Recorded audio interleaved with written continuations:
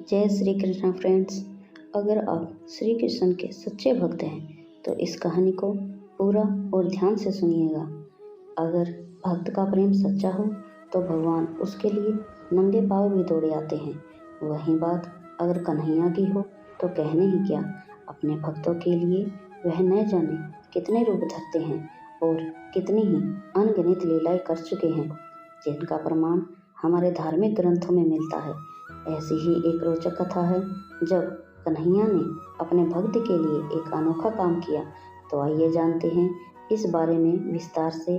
पौराणिक कथा के अनुसार एक बार की बात है, किसी नगर में एक राजा ने एक मंदिर बनवाया जिसमें श्री कृष्ण की मूर्ति भी रखवाई, लेकिन उसकी कभी पूजा नहीं की। पूजा करने के लिए मंदिर में एक पुजारी को रखा गया। पुजारी नियमित कन्हैया को नहलाता और बड़ी ही श्रद्धा भाव से उनकी पूजा अर्चना करता। राजा भी रोज कान्हा जी के लिए एक फूलों की माला भेज देता था और जब वह दर्शन करने आता तो पुजारी उस माला को उतार कर राजा को पहना देता। ऐसा करते करते पुजारी की भी उम्र बीत चुकी थी।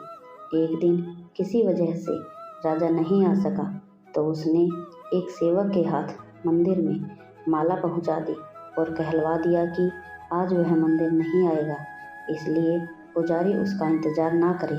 इतना कहकर सेवक चला गया। पुजारी ने हमेशा की तरह कन्हैया जी को माला पहना दी, लेकिन जब शाम हुई तो पुजारी यह सोचने लगा कि माला उतार कर किसे पहनाई जाए। उसने सोचा, क्यों न ये माला आज मैं ही पहन लूं। वैसे भी मेरी उम्र हो चली है, जीवन का क्या पता कब खत्म हो जाए।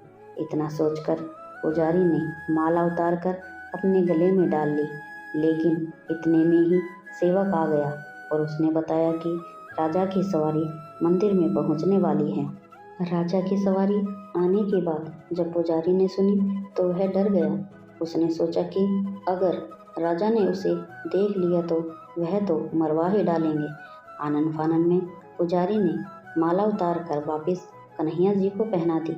जैसे ही राजा अंदर आया तो हमेशा की तरह पुजारी ने माला कान्हा जी के गले से उतार कर राजा को पहना दी, लेकिन माला पर लगा सफ़ेद बाल देखकर राजा समझ गए कि पुजारी ने यह माला स्वयं ही पहनी थी। बस फिर क्या था, राजा क्रोधित हो उठे और उन्होंने गुस्से में पुजारी से पूछा कि माला पर सफ़ेद बाल कहाँ से आया है। तब राजा की बात सुनकर पुजारी डर गया और बोल पड़ा कि ये तो कन्हैया जी का है। अब तो राजा और भी क्रोधित हो गए, क्योंकि कान्हा तो भगवान है, उनके बाल सफ़ेद कैसे हो सकते हैं।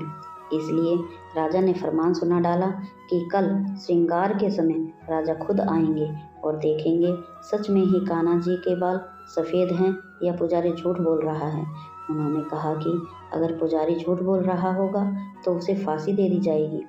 राजा का फरमान सुनकर पुजारी का बुरा हाल हो गया। उसने सोचा, अब क्या करे, कहाँ जाए, अब तो उसका मरना तय है।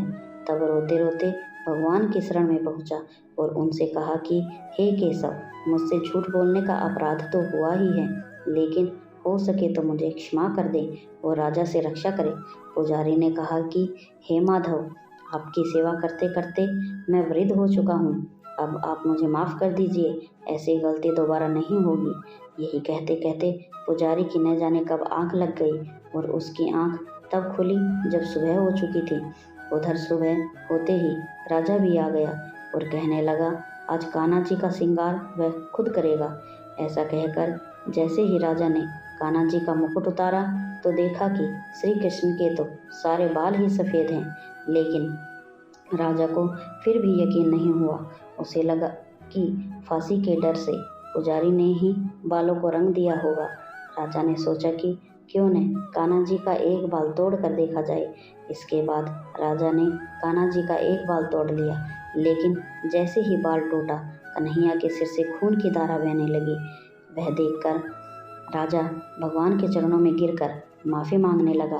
तभी श्री कृष्ण की मूर्ति से आवाज़ आई, हे राजन, तुमने मुझे केवल मूर्ति मात्र ही समझा है, इसलिए आज से मैं तुम्हारे लिए केवल मूर्ति मात्र ही रहूँगा।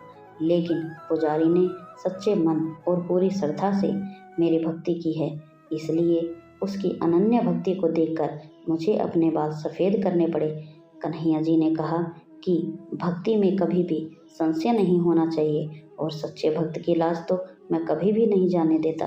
तो दोस्तों, आज की कहानी आपको कैसी लगी कमेंट करके ज़रूर बताइएगा और चैनल को सब्सक्राइब ज़रूर कर लीजिएगा।